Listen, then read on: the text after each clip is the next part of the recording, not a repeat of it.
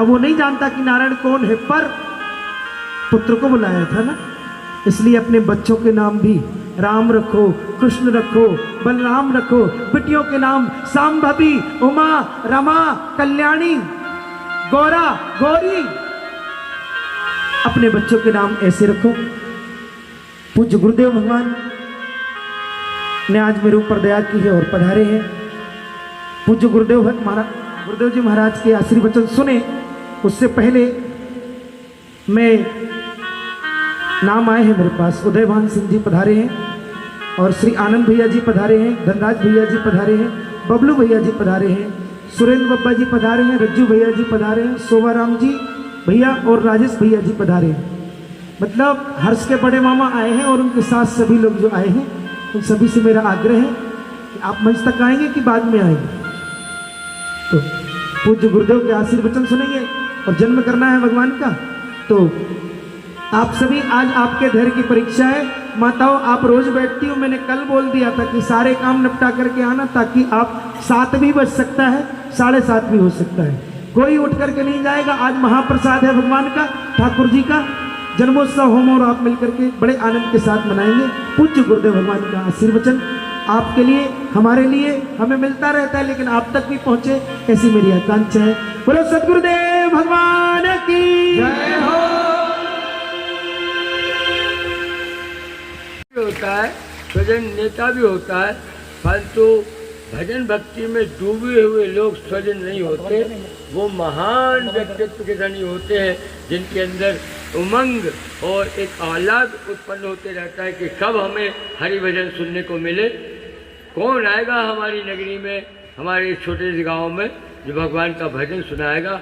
और ऐसा भजन जो भागवत के नाम से प्रसिद्ध है। कथा, कीर्तन और प्रवचन में बहुत अंतर है, प्रवचन और कथा में बहुत अंतर है। तो मैं आप सबका, माताओं को मैं बार बार प्रणाम करता हूँ।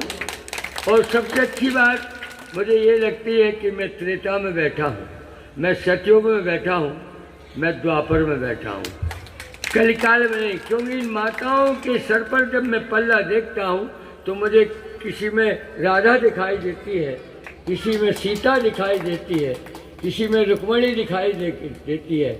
ऐसी माताओं बहनों के दर्शन करके मैं अपने आप को थोड़ा दुखी मानता हूँ कि उस समय पैदा नहीं हुआ जब सीता थी, जब राधा थी। मैं धन्य है श्रीमद् भागवत पुराण, ये कथा, कि इनके दर्शन इस कथा के माध्यम से मुझे आज प्राप्त हो रहे हैं। मैं धन्य हूँ और आप भी धन्य हैं। अच्छा, माताओं बहनों को भी मेरा आशीर्वाद, परम सौभाग्य की धनी रहे, बाल गोपालों को संस्कारों में पालें, ताकि केवल एक 5, 10, 15 साल में ही कथा नहीं। मैं तो ऐसा मानता हूँ संसार के हर कार्य को आप हर साल करते हैं, दिवाली आती है, रंग रोगन करते हैं, क्यों भाई करते हो ना? ऐसा तो नहीं कि 20 साल बाद कर रहे हैं, आड़ेम करो। तो ऐसे इस गांव में भी संकल्प ले लिया जाए कि कुछ भी होगा, सूखा होगा, गीला होगा, कष्ट होगा, उसके बाद भी राम कथा या श्रीमद् भागवत कथा हम सुनेंगे। ये हमारे हृदय में आज हमें संकल्प ले लेना चाहिए। सब तो कथा में आना और कथा सुनना सार्थक है, अन्यथा आजकल तो ये इंस्ट्रूमेंट चल गए हैं। इतने से बैठ के आप लंदन के कीर्तन सुन सका तो अमेरिका के, हिंदुस्तान के, मध्य प्रदेश के कोई के भी सुन सकते हो।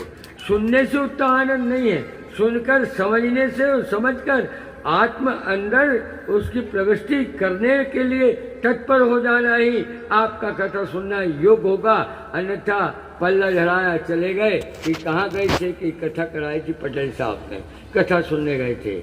कथा क्या कही थी ये उन्हें मतलब नहीं, केवल उनको ये पता लग जाए हम आए थे, यानी उनको हम बताने आए थे। अरे आप उनको बताने मत आओ, समाज को बताने मत आओ, समाज के अंदर क्या व्याप्त हो रहा है उसको समझने के लिए आओ।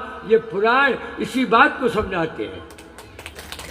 पुराण के लेखक को नहीं देखा, परंतु पुराण वाचक और पुराण हमारे सामने है। इस ग्रंथ को क्या बोलते हैं?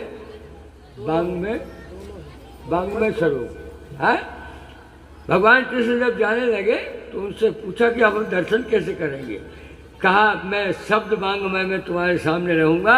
यदि मनसा वाचक कर्मणा आप स्थिर होकर इस ग्रंथ को सुनोगे तो मैं तुम्हारे घर में दर्शन दूंगा, मैं तुम्हें देखूंगा, गली कूचे में तुम्हें मैं मिलूंगा किसी भी रूप में। परंतु मनसा वाचक कर्मणा, ये 3 बिंदु, मन वचन और कर्म।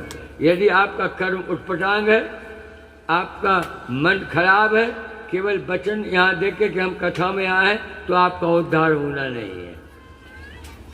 हमें बहुत प्रसन्नता हुई जब ये बालक ने हमको कहा, व्यास ने, आपके व्यास में मेरा बालक ही है, अधिकार दिया है मुझे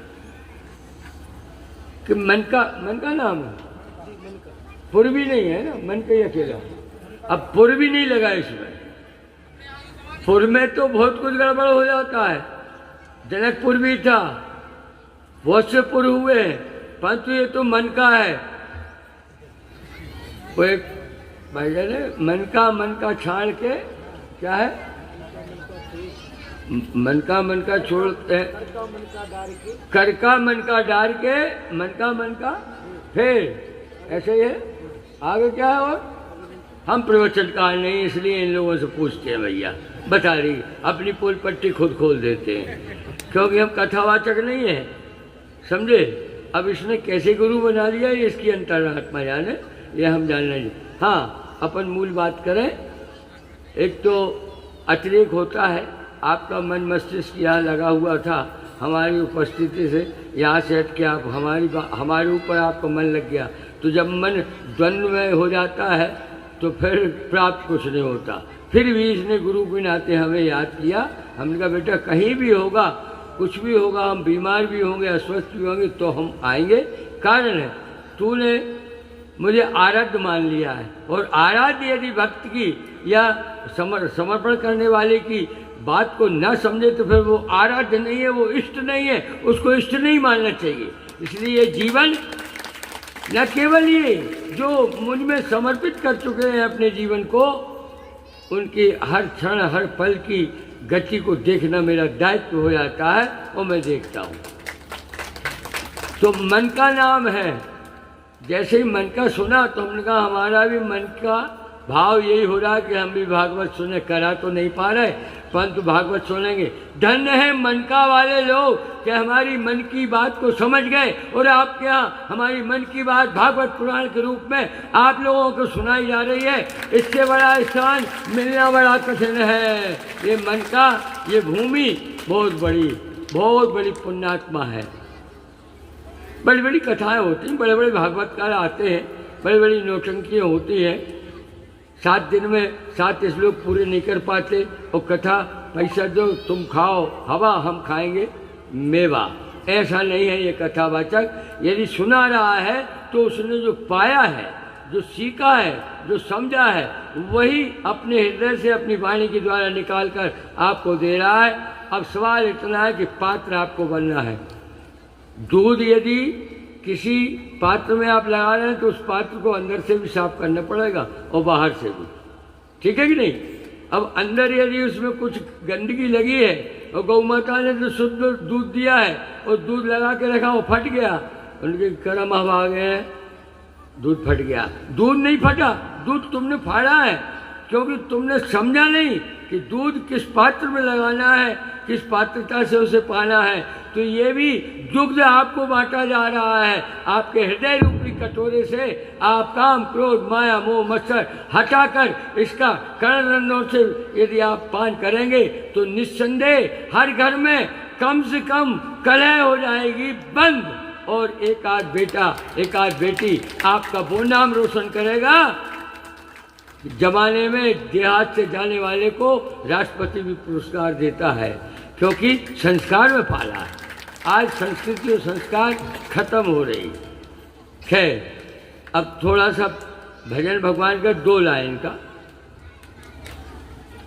श्री राम जय राम जय जय राम, श्री राम जय राम जय जय राम, जय शंभु जय जय हनुमान, जय शंभु जय जय हनुमान, जय राधा जय घनश्याम, जय राधा जय घनश्याम, जय जय शंभु जय हनुमान, जय जय शंभु जय जय हनुमान। श्री राम जय राम जय जय राम, श्री राम जय जय राम। जय शंभु जय जय हनुमान, जय शंभु जय जय हनुमान। जय श्री राधा जय श्री श्याम, जय श्री राधा जय श्री श्याम। जय शंभु जय जय हनुमान, जय शंभु जय जय हनुमान। यही हमारे अंतराल का भजन है और यही आप लोगों को सुनाने का हमारा मन होता है, क्योंकि हम संगीतकार नहीं, वाणी हमारी बहुत सुरीली नहीं है। ठीक है। अब अभी अजामिल चरित्र के विषय में बेटा बात कर रहा था, व्यासगादी से प्यासी, आपके लिए प्यासी। अजामिल एक राजा के यहाँ जो पुरोहित थे उनका बालक था। कथा लंबी चौड़ी है, परंतु कथा का निचोड़ सुनना चाहिए। उसने अपने बालक को एक महात्मा के यहाँ आश्रम में छोड़ा। आश्रम में वो पढ़ना शुरू किया। महात्मा जी को, आचार्य को लगा कि बहुत तेज बुद्धि है, तमाम ज्ञान ढकेल दिया उसके ऊपर, मगर एक बात कहा था कि बेटा थोड़ा सा अंतिम ज्ञान और रह गया है, जब तक तू नगर में प्रवेश नहीं करेगा, शहर में प्रवेश नहीं करेगा। उसने कुछ उत्तर नहीं दिया, कहा ठीक है। एक दिन वो अपने आप नगर भ्रमण में निकल पड़ा। अब नगर में तो आप देखो, वर्तमान में भी देखो ना, यहाँ ये दर्शन हो रहे हैं, वहाँ वो दूसरे दर्शन होते हैं हमें सड़क पर, जबलपुर में, बॉम्बे में, दिल्ली में। उनको हम महिला कहें या का कहें समझ में हमारे नहीं आता। तो वो जो शिष्य पढ़ रहा था उसने एक बहुत रूपवान सुंदरी को देखा, और ये नेत्र जो है ये बहुत घातक इंद्रिय है, कान और नेत्र। इनको बड़ा संभलकर सोचकर हमें उपयोग करना है, क्योंकि काम इसी से सवार होता है। क्रोध कर्णरंध्र से सवार होता है। आंखें नहीं सुनती, कान सुनते हैं। किसी ने गाली दी, हमें क्रोध आ गया। तो हमें कान को और आँख को इस पूरे शरीर में बहुत संतुलित करके रखना है। उतना बड़ा ज्ञानी, उतना बड़ा पढ़ा लिखा, गुरु का अपमान किया, पहली गलती हुई। गुरु ने कहा था नहीं जाना, कहा नहीं जाऊंगा, और एक दिन निकल पड़ा। जब निकला तो रूप सौंदर्य को देखकर उसके मन में कुछ और भावना उत्पन्न हुई, लौटा, परंतु बेचैन रहा। बेचैन होने के बाद माँ बाप, गुरु समझ गए, गुरु क्या त्रिकाल दृष्टा रहता है।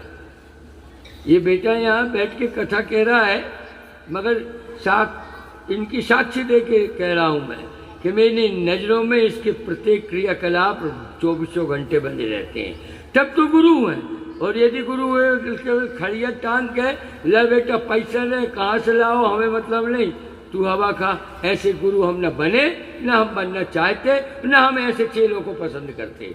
चेला और गुरु में ऐसा तालमेल होना चाहिए कि गुरु की गरिमा को चेला नगर नगर डगर नगर बांट सके, तभी तो वो चेला है और तभी तो वो गुरु है। नहीं दोनों नरक में ठेलम ठेला होते। ज्ञान कितना ही कर लो, ज्ञान कितना ही बढ़ा लो, ज्ञान को कितनी अपने जीवन में उतार लो, मगर जब तक अनुभव नहीं होगा तब तक वो ज्ञान आपके जीवन को सुखद नहीं बना सकता। आप हमेशा दुखी रहेंगे। आप चाहे विदेश पढ़े आए, चाहे घर में पढ़े, मगर यदि पिता के अनुभव को आपने स्पर्श नहीं किया है, पिता की वाणी का आपने अनुभव नहीं लिया है, माँ की वाणी का अनुभव नहीं लिया है, तो वो ज्ञान विज्ञान नहीं बनेगा, बर्बाद कर देगा। और आज यही हो रहा है। बर्बादी का मूल कारण यही है कि हम बुजुर्गों को बिल्कुल बलाय ताक कर देते हैं, क्योंकि हमने पीएचडी कर ली है, हमने डॉक्टरेट कर ली है, हमने एमएससी कर ली है, हमने इंजीनियरिंग पढ़ ली है। अरे इंजीनियरिंग पढ़ ली है, मैं बिना अनुभव के इंजीनियर एकांगी रह जाएगी और वहाँ भी फेल हो जाएगी, रोते घर चले आओगे।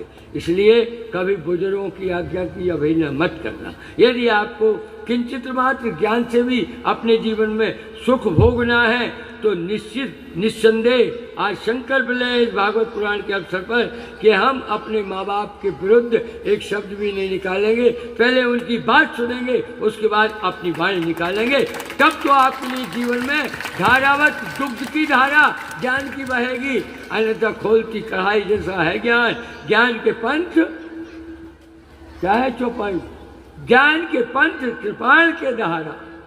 तुलसी लिखते हैं कि इसमें चलने वाला कह नहीं सकते कब फिसले, और जिस धार पे चल रहा है उसी में उसके दो टुकड़े हो गए। आज यही स्थिति है। ज्ञानी तो बहुत हो गए हैं, ज्ञान लेने से आपकी गरिमा नहीं बढ़ेगी, परंतु ज्ञान को अनुभव से जब मिलाओगे तब आपकी गरिमा बढ़ेगी। आखिर अजामिल वृत्तांत सुनाया सबको, उसने 5 पाप किए। पहले तो गुरु की आज्ञा अवहेलना की, फिर बाप की आज्ञा को अवहेलना करके बाप ने शादी कर दी। उसकी शादी के बाद भी उसने जिस वैश्या के कारण उसके अंदर जो भाव उत्पन्न हुआ था उसको ले आए। जब राजा ने कहा कि इसके पिताजी शांत हुए, राजा ने इसे राजपुरोहित बना दिया, परंतु ऊँट की चोरी नोर नोर नहीं होती। आप भी जानते हैं, हम भी जानते हैं, यदि हम गांजो पिए कमरा में बैठ के तो कम से कम घर वाले तो जाना थे, और वो ले भेजे फिर कहा कि गुरु जी आए थे। गुरु जी मंच पे नहीं पी रहे गांजो, मैं गांजो तो पी रहे। जो ऊँट की चोरी नोर नोर नहीं होती। जब राज दरबार में पता लगा कि ये पुरोहित का लड़का अपना राजगुरु बना है और इस के कारण ऐसी ऐसी बातें आ रही हैं सुनने में कि ये वैश्यावृत्ति में भी डूब गया है, और इस तरह से वैश्यावृत्ति की, फिर वैश्या के रहने लगा, उसका जूठा भोजन खाने लगा, मदिरा पान करने लगा। ऐसे 5-7 दुर्गुण उसमें आए, राजा ने राजपुरोहित से हटा दिया। क्यों बेटा ऐसा ही नहीं करना, राजपुरोहित से हटा दिया। अब पत्नी से भी वंचित हो गया जो ब्याह के लिए आया था, जिसको इसने धारण किया उसके 10 पुत्र हुए, और आखिरी पुत्र का नाम नारायण जो कहा है। तबाह हो गया धन दौलत इससे उससे। एक साधु ने कहा बेटा दक्षिणा बक्षिणा मत दे, तूने अभी सुना है ना बेटे ने कि भोजन कराया तो अजामिल दक्षिणा देने लगा। कहा दक्षिणा मत दे, दक्षिणा में तू मुझे ये दे कि तेरे इस लड़के का नाम नारायण रख दे। अंतुमति सुगति। आज कोई मरता है बस बार बार आप सब कहो हम कहें, राम तो कहो, बल्कि जाओ के बाहर जगह से 5,000 रुपया वसूल कर लियो। भाई खोपड़ी में 5,000 रुपये ही घुसे हैं, मरते समय भी अरे बात से ब्याज ले लियो रे, ले नहीं पाए हम, अरे बाप ऐसो हो जाए रे, वैसो हो जाए रे। और बार बार हम कह रहे हैं कि राम कहो राम कहो राम कहो, नहीं आता, बलात् कोई क्रिया होती नहीं। इसलिए क्यों ना पूर्णतः सजग चेतना के साथ हम उस क्रिया को आलिंगन कर लें जो अंतिम समय तक हमारे वाणी से निकले, हमारी वाणी के साथ रहे और हम उसके साथ निर्विवाद जीवन बिताएं। संस्कृति का, भारतीय संस्कृति का प्रत्येक संस्कार मानव जीवन को जीवनदायिनी शक्ति देता है, और राम उसके सामने खड़ा हो जाता है, कन्हैया उसके सामने खड़ा हो जाता है। मगर भाव क्या होना चाहिए? केवल भजनानंदी नहीं, भजनानंदी तो ढोलक पेटी वाले भी खूब बजाते हैं, परंतु कमरा में बैठ के सुट्टा ऐसा लगा सके हम कह नहीं सके। हाँ बुरमत मानी भैया कोई पिया तो मेरे बाप को कब पी रहे, तुमने पी रहे हो।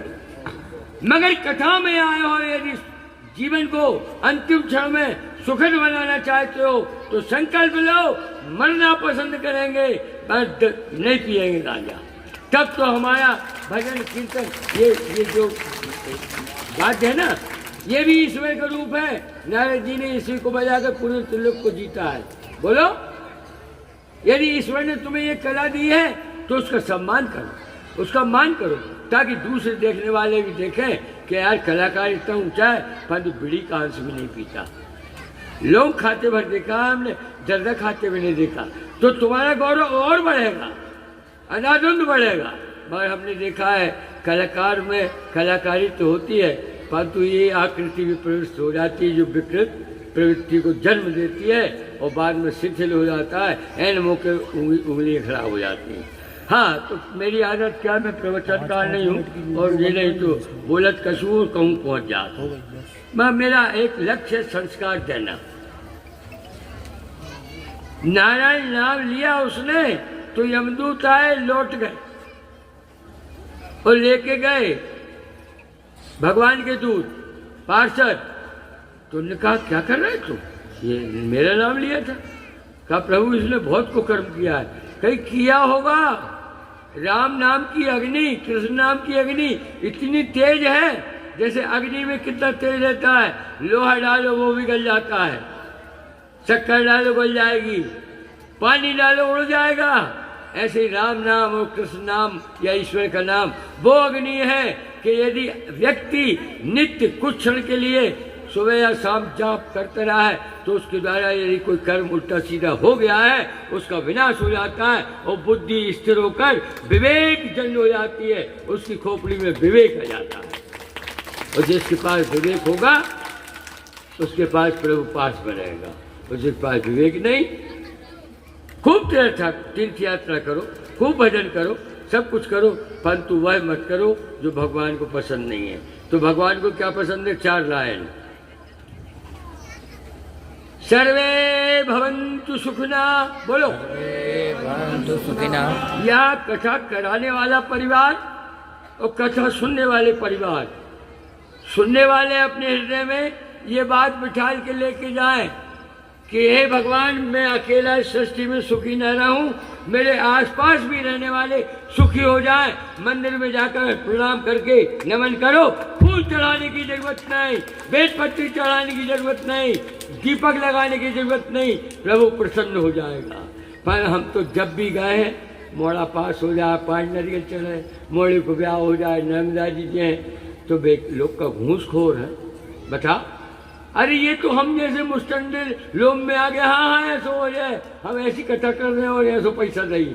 भगवान ठाकुर को आपके 5 नारियल से खरीद रहे हैं। भगवान को तो पहला पुष्प नींद खुलते ही पृथ्वी पे पैर रखने के पहले पृथ्वी को, क्योंकि पृथ्वी ही जन्मदात्री है सबकी। हमारी आपकी भी जन्मदात्री पृथ्वी है और पृथ्वी ने ही राक्षसों को मरवाया है। जब पृथ्वी गौ बनकर गई थी क्षीरसागर, तब प्रभु ने, नहीं तो ये तो देवता भगत फिरे कई बार, वे नहीं आए, परंतु पृथ्वी ने गौ का रूप धारण किया और जब गई तो भगवान को अवतरित होना पड़ा, कष्ट उठाने आया। हमारा भगवान ऐसा है, तो इस पृथ्वी की इज्जत करें, इस पृथ्वी को प्रणाम करें। ठीक, तो मंदिर सुबह उठे तो बिस्तर बैठे बैठे पहली बात कहो, हे भगवान, क्यों अनंत में भी आपके हर जगह राम है, आपके अंदर राम निकल जाता है। जब तक राम नाम सत्य कहते हैं अपन जाते, तो फिर जब तक सत्य है तब तक आप असत्य क्यों मान रहे हो उसे? उसको सत्य जानकर सहोदर भ्राता के समान पड़ोसी से, मित्र से, किसी से भी ऐसा भाव रखो तो भगवान ज्यादा प्रसन्न होगा। भगवान चमचागिरी पसंद नहीं करता। फूल मत चढ़ाओ, अरे रसगुल्ले का भोग लगाओगे तुम, 400 एक आध जने के रसगुल्ला गायब हो जाए, आंख बंद कर गायब, कब होने लगे? चिरंजी भी नहीं लगे हो तुम, कहा लगे होगा? पूछ रहे हो आपसे। आपने भोग लगाओ 4 रसगुल्ला को और 1 रसगुल्ला गायब हो जाए अचानक कस्थड़ी में से, तो लगे है कोई रसगुल्ला को भोग फिर से? समझ जाएगा भगवान तो बहुत जब में खा लो, अपन तो मर जाए, पर भगवान अब कच्ची जरूरत नहीं है हमें। इसका मतलब वो खाता कुछ नहीं है, वो यदि कुछ प्राप्त करता है आपसे तो भाव, आपका भाव कैसा है, उस भाव से वो प्रभावित होता है, न छत्र से, न घंटी और झालर से। ये तो बात की बात है, पहले आपके भाव के अंदर वो भाव होना चाहिए कि सिया राम में सब जग जानी, करो प्रणाम जो दुख पानी। ये नहीं कि हम अपने परिवार की कहानी मानी। हमारे मोड़ा बीमार है तो अस्पताल जाए, बाजू को कोई परेशान है और हमारे पास गाड़ी है, उतर जाकर भैया दवाई कराओ। अरे दवाई कराओ मत कहो, बैठो गाड़ी में चलो अस्पताल, तब तुम्हें हम इंसान मानेंगे, तब तुम्हें हम भक्त जानेंगे, तब तुम्हें हम महान मानेंगे। परंतु अपने ऊपर गाज गिरी तो ठाकुर जी के प्राण लेने लगे, और बाजू वाले के यहाँ है तो कोई बात नहीं। ये संसार है, भगवान ने जगत बनाया है, सुन लेना। जगत और संसार में अंतर है। क्यों भाई बेटा, डिस्टर्ब तो नहीं हो रहा? बिना बुलाए वाले हैं, अपन तो बकबक कर रहे हैं। सुन रहे, सुने, थोड़ी देर में बोल रहे। कहा भैया माता है, बोले जा तो फिर बैठे रही हो, नहीं तो धीरे धीरे कोई भैंस लगने, कोई गई लगाने, कोई रोटी बनाने, कोई भूसा डालने, कोई मोड़ा बाय चाय बना के पिलाने। जब कहीं यही नहीं, तीर्थ यात्रा में भी जाओ, अपने आप को घर से समझ लेना तुम समाप्त हो गई हो, और घर तुम्हारे लिए समाप्त हो गया, तब तुम्हें ठाकुर जी के दर्शन होंगे। नहीं वहां जाकर भी धक्का मुक्की करोगे, घूस देके पंजा से भगवान के दर्शन करोगे। भगवान दुखी होता है कि जो घर में करता है वही यहाँ के कर रहा है। काहे के लिए गए थे हम? महाराज जी भैंस लगत थी हमारी, हम थे लगे थे वहाँ, 5 दिन हो गए दर्शन नहीं हो पाए। ठीक हमारे तो भैंस करे में कहा बांध के लाओ भैया, तू आतो ही नहीं, तू घर में ही शंकर जी की पूजा कर लेता। कहने का मतलब जहां आप बैठे हो भजन करने, उतनी देर के लिए आपके दिमाग से ये संसार हट जाए, तब जगत दिखाई देगा। जगत और संसार में अंतर है। बोलो कैसा अंतर है, कोई बताएगा? कैसा अंतर है? What is the meaning of sansar, what is the meaning of jagat? सब पढ़े लिखे, you are all advance teach कर चुके हो। क्यों भाई? तो जगत कौन सा और संसार कौन सा है? बहुत अंतर है। जगत भगवान ने बनाया है, उसमें कोई दुख नहीं है, उसमें कोई कष्ट नहीं है। संसार हमने बनाया है। आप किसी के पति हैं, किसी के भाई हैं, किसी के फूफा हो, किसी के जीजा हो, किसी के कक्का हो के नहीं?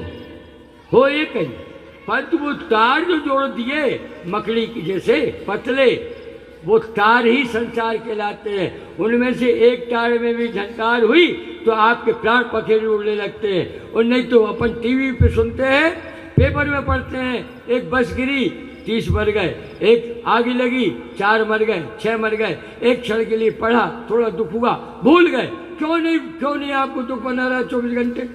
क्योंकि धागा नहीं जुड़ा, और यहाँ धागा जुड़ा है। इसलिए ये संसार दुखमय है और जगत सुखमय है। संतों के लिए जगत सुखमय है। कबीरा खड़ा बाजार में, सबकी मांगे खैर, और न काहू से दोस्ती, न काहू से बैर। यदि ये भाव आप में हम में आ जाए तो अल्पतम प्रयास आपके जीवन के लिए उपहास का केंद्र नहीं बनने देगा। आप स्वस्थ मस्त रहेंगे। जो ईश्वर में आस्था रखता है, भागवत कथा में बहुत सी कथा है, और हर कथाओं का निचोड़ है। इसमें एक कथा आती है, कौन की? अपने सुदामा और कृष्ण की मूल कथा, गजोग राय की मूल कथा है। सुनिए ना, पर उनका निचोड़ जब तक नहीं समझेंगे तब तक यही समझेंगे कि एक हाथी एक खींच रही थी मगज, भगवान आए गर्दन काटी, मैंने फूल चढ़ाओ, वो बच गया। जब तक उसके अंदर से ये भाव नहीं हटा कि जितने बाल गोपाल परिवार वाले थे मेरी पूछ पकड़ के पानी के अंदर आए, मगर उनने देखा अब इसको बचा नहीं सकते, तो अपने को बचाने के लिए छोड़ के चले गए। ऐसे ये संसार है कि सुख में तो सगा बन जाएगा आदमी, और दुख में सगो भी क्या, हाँ मुँह बोली मौसी को मोड़ा है, जबकि सगी मौसी को मोड़ा है, क्योंकि दुख पड़ गया है। दुख में कोई साथ नहीं देता। यदि कोई देता है साथ तो ये पुराण साथ देता है, यदि कोई देता है साथ तो भगवान साथ देता है, यदि कोई देता है साथ तो माँ बाप साथ देते हैं। इसके अलावा नहीं। माँ बाप को छोड़ो मत, भगवान को ढूंढो मत। भगवान की माँ ने दूध नहीं पिया जो तुमसे मिलने ना आए नीचे, परंतु हम माँ बाप है वृद्धाश्रम में, घरवाली आ गई लाली लिपस्टिक वाली, माँ ने कही हम सास संग नहीं रहे, नहीं तो चले माए के, उठाई अटेची कहीं ले गई, बाप मेहता जी डले हैं। बोलो उन औलादों को क्या सुख मिलेगा और क्यों मिलना चाहिए? जिस माँ ने खून का दूध बना के पिलाया और तू इल्ली को रस पिया ले हो, दारू इल्ली को रस ही तो है।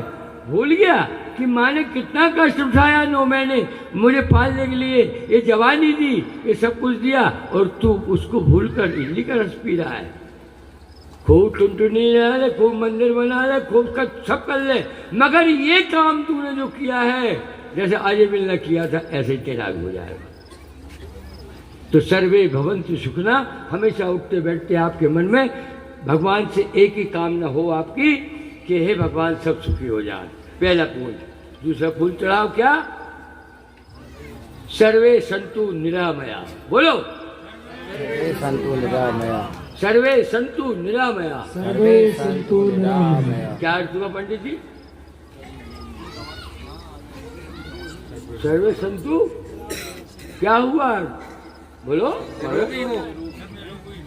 हाँ, सब जनमानस से लेके हर जीव नीरव शांति का अनुभव करे। पिंडराप साइलेंट वाला। घर में जो कलह मची ना, सड़ी सड़ी बातों, जूते चप्पल पे से लड़ मरत है, तेल पे से लड़ मरत है, खावे पीपे से लड़ मरत है, पहनवे ओढ़वे से लड़ मरत है। वो पूजा सब क्या हो रही, भगवान जी सब क्या टुनटुनी हिल रही, तो फिर क्या है? भगवान का बेईमान है। भगवान बेईमान नहीं। भगवान न सुख देता है न दुख देता है। वो ऐसी तराजू लेके बैठा है जिसमें पाषाण नहीं है। पाषाण तो हम हमारी बुद्धि और अहंकार के कारण कर लेते हैं, जिसके कारण हमारा विनाश हो रहा है। तो भगवान से ये कहें कि हे भगवान, सब नीरव शांति में जिए, सब निरोगी काया का अनुभव करें। केवल मेरे दांत को दर्द न मिटे, वो बाजू में जो खटिया पे डली है माता, कमर दुख रही है, आज की पूजा, आज का भजन, आज का कीर्तन, उसके लिए मैं आपके चरणों में डाल रहा हूँ।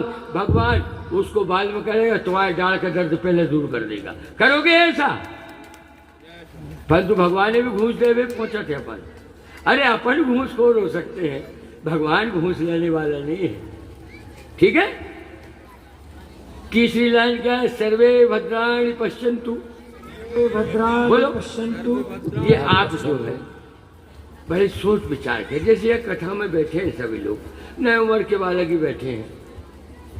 मान लो वो बादशाह और टीवी देखते देखते उसके दिलो दिमाग में कामना ज्यादा भर गई, तो बार बार महिलाओं तरफ देख, कथा कम सुने, बाइयों ज्यादा देख, क्योंकि काम उत्पन्न हो चुका है। माने मोबाइल पड़ रहा है, वासना से ओतप्रोत हो गया है। यानी यही आंखें आपको प्रभु के दर्शन करा सकती हैं। यहाँ बैठे बैठे यदि एक माता में तुम्हें रुक्मणी दिखाई दे, तो द्वापर आपके सामने आ जाएगा। बोलो। परंतु हम जब भी देखेंगे कामना के भाव से देखेंगे, तो कथा में बैठे हुए भी हम नरक में जा रहे हैं। क्या भाई, जा रहे हैं कि नहीं जा रहे? या कई तो ऐसे कोसा थे का बता 10 साल पहले ब्याह कर दो, काली कर दो, उनकी ब्याह ही नहीं माँ बाप ने, अब जा मिलती छुरी 56 जैसी।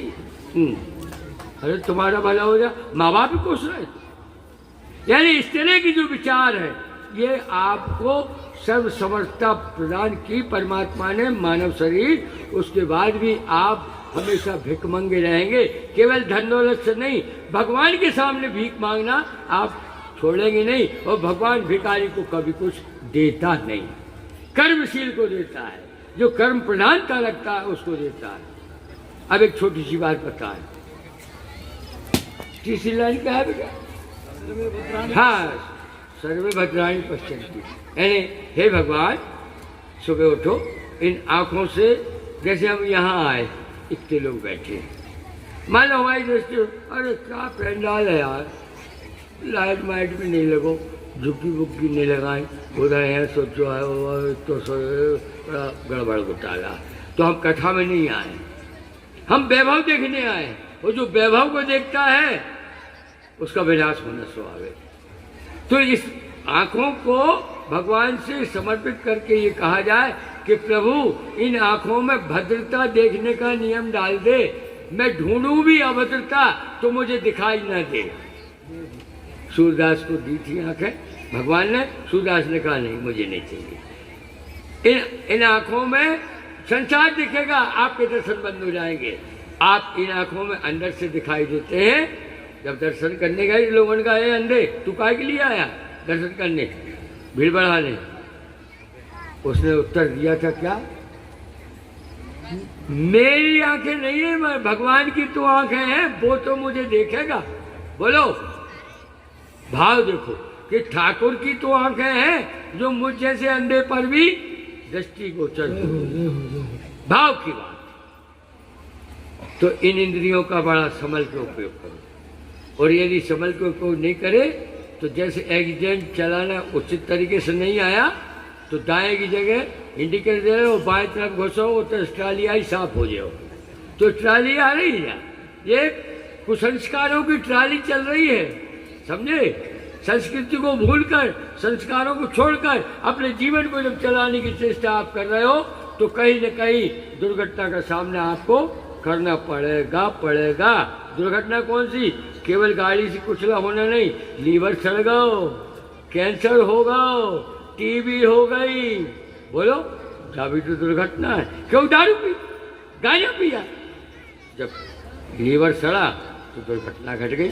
इसलिए दुर्घटना घटे बाकी पहले ही चेत जाए अपन, दारू छोड़ दें, गांजो छोड़ दें, कुवृत्ति छोड़ दें, प्रवृत्ति मनुष्य किया जाए। अरे कुत्ता भी एक जगह जब बैठता है, आप देख लेना गाँव में देहातों में, तो पहले एक चक्कर लगाता है जमीन पर, सूंघत फिर बैठा।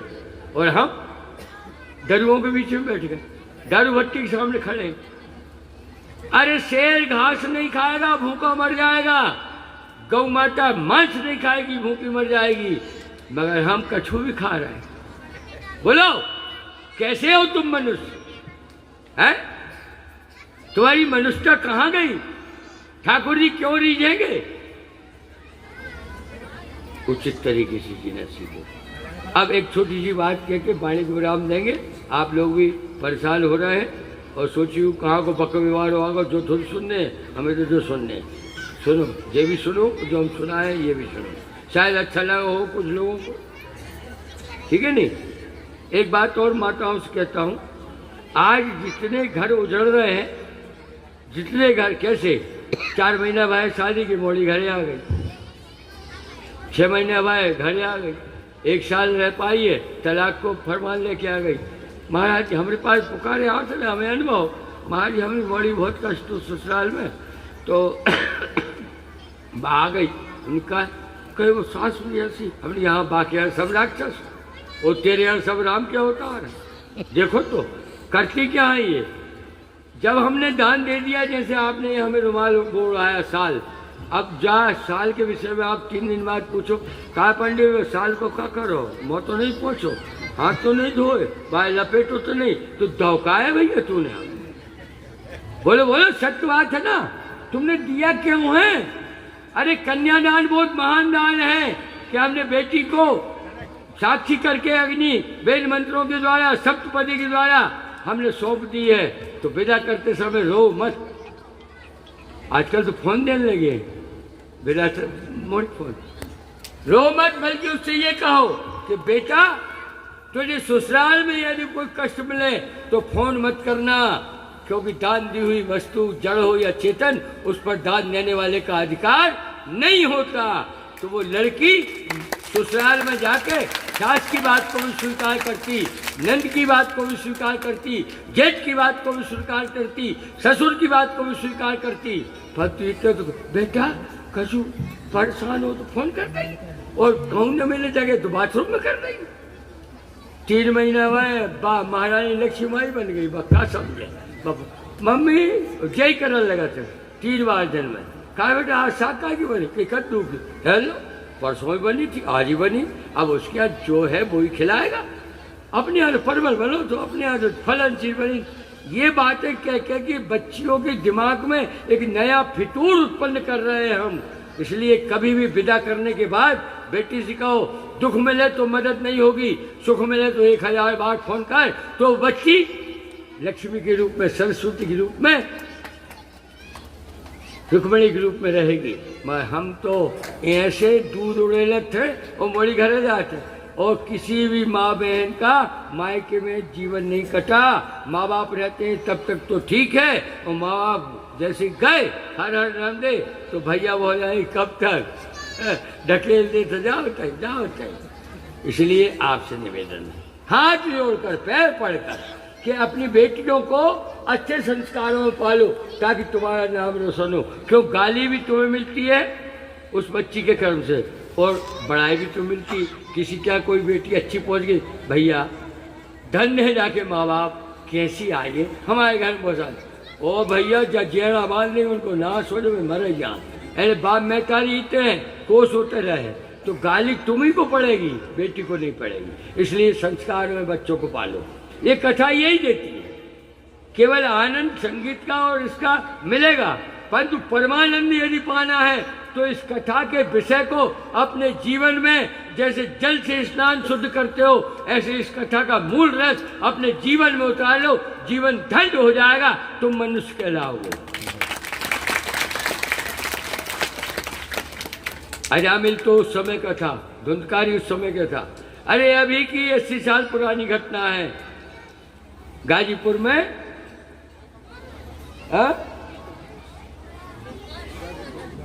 गाजीपुर में इसके बाद पानी बंद करते हैं, ज़्यादा नहीं बोल पाएंगे तो गला लग जाए। हाँ भाई, इसलिए कभी बुलाओ तो हमें स्वतंत्र बुलाना, बालक भी आएगा मगर साथ में। क्यों रास्ता ये बताएगा तब तो चलेंगे, वैसे विकलांग में शंभू। तो एक मुसलमान रावण राजा के यहाँ नहीं राजस्थान की बात थी, गाजीपुर में राजस्थान। रावण राजा के यहाँ एक उस राज का उसमें मुसलमान थे। वो अपने समधी के यहाँ या बहन के यहाँ पैदल जा रहा है। उस समय इतने वाहन नहीं थे, बहुत तेज धूप पड़ी।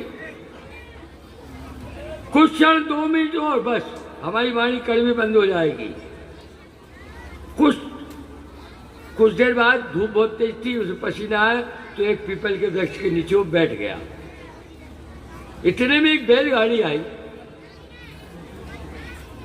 बैलगाड़ी आई, उसके पहले 2 काले क्रूर युवक दिखाई दिए उसे। वो सहम गया, घबरा गया। कहा नहीं तुम मत घबराओ, तुम मत घबराओ, तुम्हें लेने नहीं आए। यहाँ ये बैलगाड़ी लेके जो वाहन चालक है बैलगाड़ी का, आज उसको हम लेने आए हैं। आज उसकी जिंदगी पूरी हो गई। वो हुआ कि उस स्थल पर आके ज्वारी टूटी और वो गाड़ीवान ज्वारी को सुधारने नीचे उतरा और यमदूतों ने उसके ऊपर आक्रमण किया, परंतु आक्रमण में वो फेंका गया एक रूंझट में। उस रूंझट में तुलसी लगी हुई थी। तुलसी पर जाकर जब गिरा, यमदूत वापस जाने लगे। उसने पूछा मुसलमान ने, क्या आप क्यों?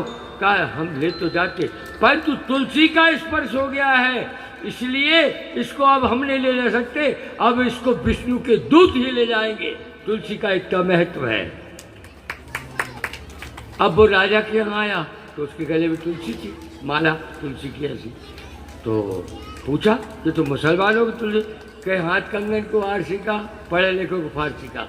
गुद्दा मार मार के पूरी जिंदगी गुजर गई, खुदा नजर नहीं आया। मैं हमने खुदा के दीदार आंखों से करें कहीं क्या कि तुलसी का करिश्मा यमदूत नहीं ले गए, वो आए विष्णुदूत। तब से मैंने मेरे बच्चों के गले में और मेरे गले में ये तुलसी की माला डाली। बताइए। और एक अपन हिंदू है, मोजा पहन के रोटी खा रहे हैं, मोजा पहन के आरती कर रहे हैं, मोजा पहन। अरे गंदगी में बंदगी होती है क्या? ऑपरेशन करना है, एनेस्थीसिया नहीं है, 10 जोड़ी मोजे रख दो, बेहोश जाए काट लो, कितनी गंदगी। तो पत्थर रह जाए तो मंदिर में और अपन के पूजा करके आए। कोई पूजा वूजा नहीं। संस्कारों में, भोजन कक्ष में, शयन कक्ष में, समझे, मंदिर में, गुरुद्वारे में कभी मोजे वोजे मत पहनो, और पहने हो तो उतारो, हाथ दो। इन संस्कारों की भाषा इन पुराणों में है। श्रीमद् भागवत का अर्थ सीधी बात है। श्रीमद् भगवान पहले श्री का मत क्या है? उसका पति। और इसमें कौन है? कन्हैया। पूरे ग्रंथ में कन्हैया ही है सरा वो। क्यों भाई? भगवती का मद क्या है? राधा का, रुक्मणी का, श्रीमद् भागवत। अब भागवत अपन लोगों के लिए क्या है? भा शब्द को अलग करो। संस्कृत के विद्वान बैठे हैं आप लोग भी। संस्कृत में भा यानी क्या होता है? भवती, भवता, भवंतु, भा यानी होना। अब भा शब्द को अलग कर दो आप तो क्या रहेगा? वो खाली आगत है।